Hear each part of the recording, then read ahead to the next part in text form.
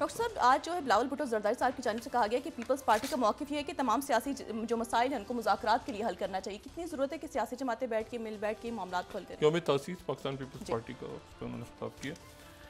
बात यह है कि एक मुल्क की सियासत तो बिल्कुल ऐसा लगता है कि एक तूफ़ान सा, उसके बाद एक खामोशी, और ये जो खामोशी है पुरस्रार सी खामोशी। आप अगर बात करें मुख्तलिफ लोगों से, चहमगोइयाँ, एक अब क्या होगा, कैसे होगा, क्या होगा, तो वो कहते हैं ना कि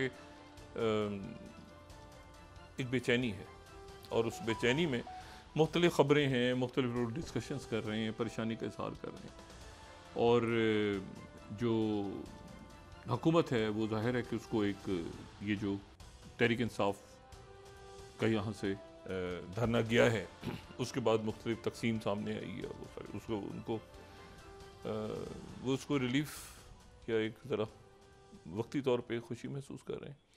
लेकिन मेरा ये ख्याल है कि जो क्योंकि वहाँ इख्तलाफात बहुत हैं, तहरीक इंसाफ की तरफ से जो इख्तलाफात हैं मुख्तलिफ शख्सियात के, वो सामने आए हैं, और फिर उसके बाद ये है कि जो कितनी इंसानी जाने गई हैं उसके हवाले से फिगर्स में बहुत ज़्यादा जो है वो मुताबिकत नहीं है, बाकी सारी बातें। लेकिन उसके बावजूद जो है वो एक जो हुकूमत के लोगों से मेरी बात हुई, वो भी उनके पास भी ये इतला है, और ये बात जो है ये ख़बर जो है ये कुछ तहरीक इंसाफ के जो रहनुमा असल में आपस में डिसकनेक्ट हैं। इस वक्त बहुत से लोग आपस में बात नहीं कर पा रहे, फिर मतलब है कि वो उधर से भी कोई मुनज़्ज़म एक चीज़। लेकिन यह है कि एक और धरने की तैयारी, इस्लामाबाद की तरफ एक और लॉन्ग मार्च की तैयारी का एक दबाव है, और मैं उसको खारिज इम्कान करार नहीं दे रहा। और वो पहले 10 दिन दिसंबर के जो हैं उन्हें फौरी तौर पे एक और इस्लामाबाद की तरफ रुख किया जाए दोबारा। अच्छा, इसके ऊपर जो है वो आरात अभी कोई फैसला नहीं हुआ, लेकिन ये मैं आपको बता रहा हूँ कि एक दबाव है तहरीक इंसाफ के अंदर कि दोबारा इस्लामाबाद चला जाए।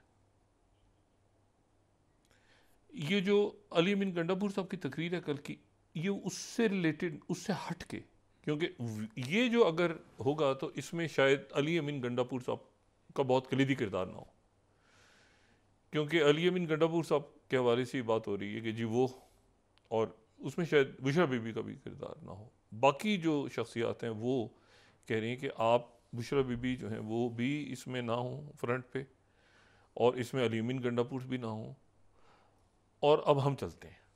अब वो जो ग्रुप है जो जिसमें तकरीबन सारे ही लोग, यानी दो शख्सियात के, क्योंकि अली अमीन गंडापुर साहब ज़ाहिर है 2 दफ़ा वो आए, और फिर जो भी उनके मामलात हुए आगे पीछे, तो ये एक तहरीक इंसाफ के अंदर बात चली। इसको बाज़ाब्ता हुकूमत के लोगों से, मैंने मुस्लिम लीग नून की 1-2 शख्सियात से बात की, तो वो कहते हैं हमारे पास भी इतलात हैं, लेकिन हम इसको देख लेंगे। लेकिन जो सियासी सोच रखने वाली शख्सियात हैं मुस्लिम लीग नून में, जो ज़रा दूर अंदेशी से काम लेते हैं, लेकिन इस वक्त बात नहीं कर पा रहे, क्योंकि वो भी वो मकालमे के हक़ में है, लेकिन वो इस वक्त मामलात बहुत चूँकि ख़राब हो चुके हैं, बिगड़ चुके हैं, तो मुकालमा हो नहीं सकता। जो बिलावल भुट्टो जरदारी साहब ने बात की है, इसमें कोई मुकालमा अब मुमकिन नहीं है, और कोशिश ये है पूरी कि कोई मुकालमा हो, लेकिन उसके साथ ही मैं ये भी बता रहा हूँ कि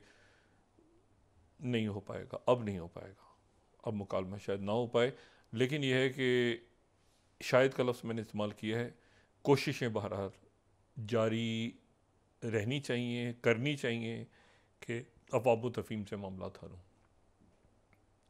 धरने और एहतजाज मसाइल का हल नहीं है, और अब अगर ऐलान होता है तो फिर पता नहीं क्या सूरत हाल डेवलप होती है, तो वो उसको बहरहाल, और हो सकता है ना हो, लेकिन एक मैंने आपसे बात की ना कि एक सोच है वहाँ पे कि इसको ताकि लगे दोबारा जाया जाए। और ये उस तकरीर जो थी अली अमीन गंडापुर साहब की, वो उस दबाव के नतीजे में थी, और शायद वो लीड ना करें, ये बात भी हो रही है, ठीक है, ताकि वो ये ना हो कि जी अब वो वापस चले गए और इस तरह से हुआ, और बुशरा बीबी के साथ क्या मामला, तो ये बिल्कुल एक अलग, और इसमें सारे ही लोग फिर, तो ये अब एक मैंने कहा ना कि ये अभी सोच पक रही है इसको, और ऐसा होना नहीं चाहिए। हम इंतशार, security crisis, internal social unrest, economy जी कल एक बड़ी अनहोनी और अच्छी खबर है। ये अनहोनी खबर इसलिए कि इसकी तवक्को नहीं थी इस वक्त। ये जो PIA को रूट्स मिले, PIA के जो रूट्स खुले हैं सारे, PIA के भी और एयर ब्लू के भी, और ये यूरोप के लिए खुले हैं, अमेरिका के लिए खुले हैं, और उसके बाद एकदम से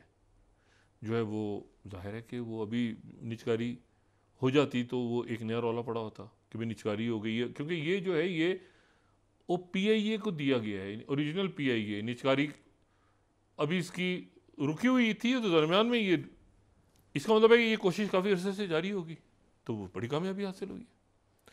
लेकिन सवाल ये है कि ये सोशल अनरेस्ट जो है ना मुल्क में, और पॉलिटिकल टर्मोइल, ये ख़त्म नहीं हो रहा और ना होने जा रहा है अभी। और इसमें जो है वो आने वाले दिनों के अंदर मेरा ख्याल है कि ये कोई और शक्ल लेगा, क्योंकि इसका जो इख्तिताम है वो तल्ख नोट पे हुआ है, बहुत तलखी पे इख्तिताम हुआ है इस धरने का।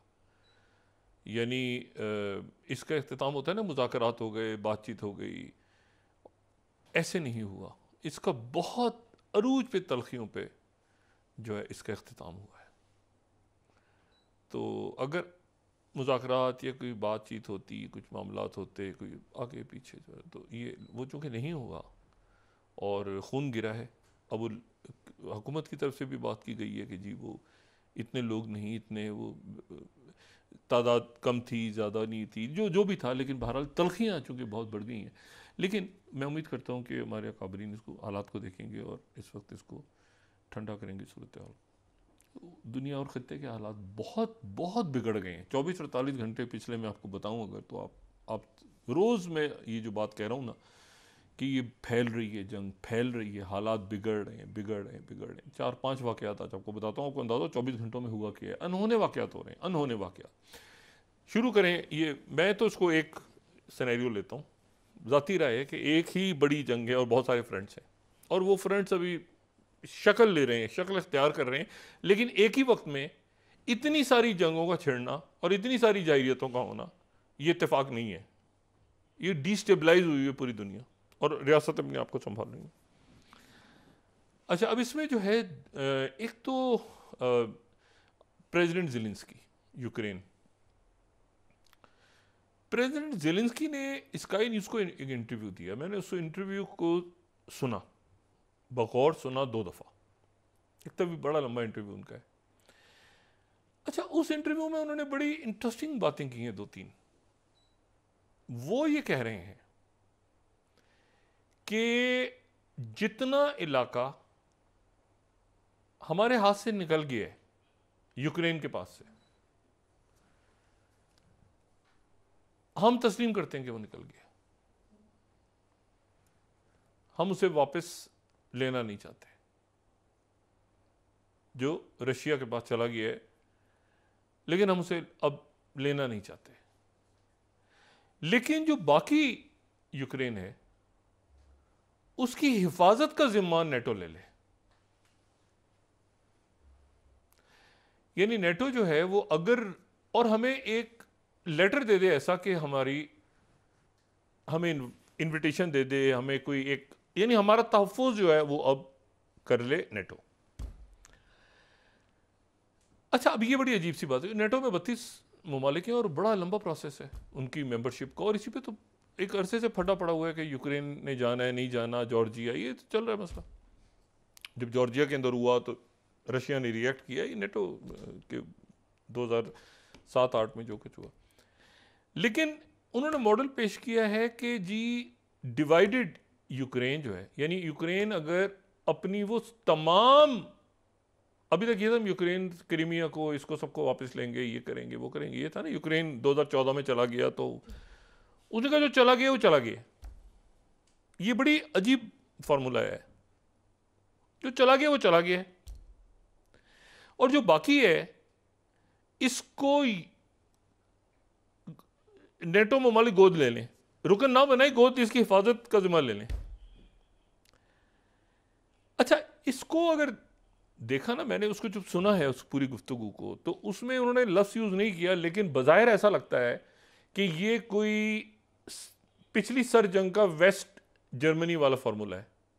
वेस्ट जर्मनी भी तो, सॉरी, जर्मनी भी तो वेस्ट और ईस्ट में टूट गया था ना, तो बज़ाहिर ऐसा लगता है कि ये वेस्ट जर्मनी वाला फार्मूला है। और वेस्ट जर्मनी वाले फार्मूले में भी यही था ना कि एक तरफ वार्सो पैक्ट था तो एक तरफ जो है वो नेटो था, कि यूक्रेन 2 हिस्सों में टूट। अच्छा, ये वही बात है जो कल असल में की थी रशियन सिक्योरिटी फोर्सेस की तरफ से। और ये देखें ना, ये जो है ये इस तरह से था ना कि ये बर्लिन जो है, ये पहले तो ये 4 हिस्सों में, अब देखें ना इसकी बंदर बांट कैसे हुई थी। एक ये नहीं, सिर्फ अगर आप एक शहर को देख लें, बर्लिन, जहाँ बर्लिन वॉर है, ये जो है ना, ये बीच में, ये बड़ी इंटरेस्टिंग मैप है, इसको गौर से अगर हम देखें, ये जो डॉटेड लाइन है ना दरमियान में, यानी ऑरेंज और येलो के दरमियान, ये तो हो गई ना बर्लिन वॉल, यानी ये तो हो गया जो दीवार है। लेकिन एक तरफ ये शुरू में क्या हुआ था, शुरू में कैसे ये तकसीम हुई कैसे थी, एक तरफ सोवियत यूनियन था, दूसरे 3 मुल्क थे, 4 मुल्कों ने तकसीम आपस में खाया था बैठ के, और बाद में वो वेस्ट जर्मनी बना था। लेकिन पहले एक हिस्सा जो है वो आपको फ्रेंच सेक्टर मिलेगा, बाद में तो ऐसे हो गया था ना वेस्ट जर्मनी और ईस्ट जर्मनी। लेकिन शुरू जब स्टार्ट हुआ था, जो ब्लॉकेड हो गया था, पूरी मैं हिस्ट्री बता चुका हूँ ये सारा जो, तो शुरू में तो ब्रिटेन, फ्रांस और अमेरिकन ने, तीनों ने संभाल लिया था एक एक हिस्सा, दीवार बन गई थी बीच में और ये ब्लॉकेड हो गया, उस तरफ जाने से रोक दिया। लेकिन बाद में फिर ये हुआ था कि ये जो है ये डिवीजन ऑफ दीवार, बर्लिन वॉल जो है, बर्लिन वॉल बाद में बनी थी, ये शुरू में डिवीजन हो गई थी, फिर बर्लिन वॉल बनी थी, तेजी के साथ बनी थी, बर्लिन वॉल काफ़ी सालों बाद बनी थी एनीवे। और उसका टूटना जो है फिर वो सर्जन का खात्मा था। लेकिन ये जो फार्मूला है ये बड़ा अजीब फार्मूला है। ये वो फार्मूला जो कल रशिया की तरफ से बात आई थी कि जी यूक्रेन में पीस कीपर्स 10,000 पीस कीपर्स की सूरत में आना चाह रहे हैं, और यूक्रेन को 4 हिस्सों में तकसीम कर दिया जाएगा, और वो हिस्से जो हैं, एक रोमानिया के पास चला जाएगा, एक जो है वो पोलैंड के पास चला जाएगा, एक बरतानिया के पास चला जाएगा, कीव का इलाका, तो और 4 हिस्सों में तकसीम हो जाए, एक जर्मन के पास चला जाएगा। और उससे पहले यूक्रेन ने बात की थी कि नहीं, इसको 3 हिस्सों में तकसीम करना है। मुल्क टूट जाते हैं, मुल्क आप देखिए कैसे यूक्रेन जो है वो टूट गया। अब मतलब यूक्रेन ऑफिशियली टूट गया सरकारी तौर पे। इस इंटरव्यू के बाद, जो ज़ेलेंस्की का इंटरव्यू, यूक्रेन टूट गया है। उन्होंने पहले ये कहा था कि जी 3 हिस्सों में तकसीम करना चाहता है रशिया। रशिया ने कहा कि 4 हिस्सों में तकसीम करना चाहते हैं, और 4 हिस्सों में तकसीम करेंगे तो हम कीव को अटैक करेंगे, हम अपने डोर स्टेप पे नहीं आने देंगे, हम अपने डोर स्टेप के ऊपर इन फौजों को नहीं आने देंगे, नेटो के फौजों को हम यहाँ डायरेक्ट हिट करेंगे। तो ये जो इंटरव्यू, ये जो बात है सारी, ये बड़ी एक इस इंटरव्यू, इसको ये सुनने वाला तारीखी इंटरव्यू है। बाज़ होती है ना, बाज़ जो हिस्टोरिकल बातें होती हैं, ये मैं टेलीग्राफ कोट कर रहा हूँ यहाँ पे। Second, Zelensky, I will give up Ukrainian territory to Russia to achieve peace. मैं यूक्रेन की ज़मीन रूस को देने को तैयार हूँ। फर्स्ट टाइम का है कि मैं अपनी ज़मीन देने को तैयार हूँ for protection of a NATO umbrella. अच्छा, ये नहीं कहा कि नेटो मेंबर ना, नेटो का अम्ब्रेला, वो एक हमें हिफाजत हो उन मुल्कों की, वो मुल्क आ जाएं, हिफाजत संभाल लें, तो हम बाकी हिस्सा रूस को देने को तैयार हैं।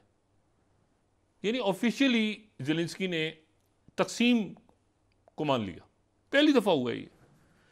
यूक्रेन ने आज तक ये कहा कि हम अपना हिस्सा वापस लेंगे, मकबूजा इलाका है, वो कह रहे हैं ये हमारा इलाका है, वो इस तरह करके पता चलता रहा है। तो इन्होंने ये तकसीम को मान लिया, और इसको फिर यूक्रेन का जो अपना मीडिया है, कीव पोस्ट, 4th स्लाइड अगर मैं देखूं तो, Zelensky suggest seeding land for peace deal if NATO protects majority of Ukraine. यानी बड़े प्यार से उन्होंने, उनके मीडिया ने भी इसको ऐसी कहानी को सुनाया है जैसे बड़ा कोई ज़ेलेंस्की ने कोई तीर मारा है, वो भाई टूट गया, इसका मतलब है। देखे ना, सीडिंग लैंड का क्या मतलब हुआ। अच्छा, और Washington post, Zelensky says NATO offer for Ukraine control territory could and hot stage of war. अच्छा, नेटो ऑफर कर दे तो ये जो है ये, लेकिन ये बड़ी अच्छा, स्काई ने इंटरव्यू दिया, मैंने आपसे कहा ना वेस्ट जर्मन फार्मूला, उन्होंने वेस्ट जर्मनी यूज़ नहीं किया, लेकिन मैं आपको बता रहा हूँ ये वेस्ट जर्मनी फार्मूला है। इसको आगे जाके जब भी हम सोचें तो हम कहते हैं वेस्ट जर्मनी के डिवाइडेड मुल्क में क्या नेटो आ सकती है, डिवाइडेड मुल्क के अंदर नेटो मुल्क आ जाएं, फिर वो रुकन अगर नहीं होते नेटो के तो क्या आर्टिकल 5 अप्लाई होता है, तो उस पर वो यूरोप के मुल्क पहले कह चुके हैं कि सेबोटाज को भी हम आर्टिकल 5 में लेते हैं।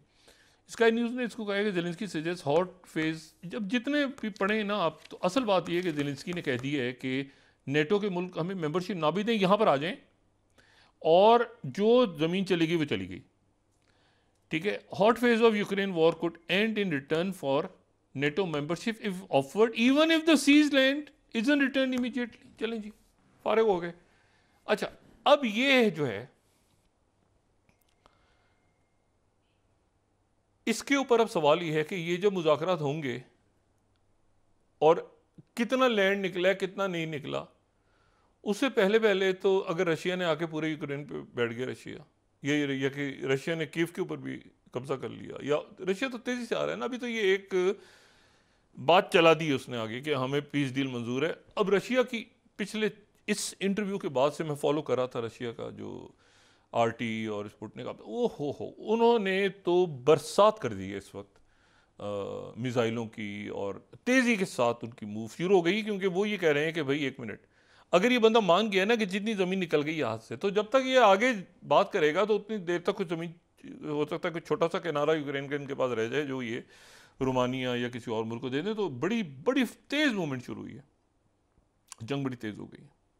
और ये बड़ी अजीब सी बात है कि ज़ेलेंस्की कह रहे हैं कि जी जितना इलाका हमारे हाथ से निकल गया वो निकल गया, मेंबरशिप नहीं भी देते तो हमें कम से कम हमारी अपनी फ़ौजें हमारे यहाँ बैठ जाएँ। और रशिया कह रहा है कि, तो ये एक बड़ी एक टर्निंग है, डेवलपिंग स्टोरी है, बड़ी ख़तरनाक स्टेज पे चली गई है।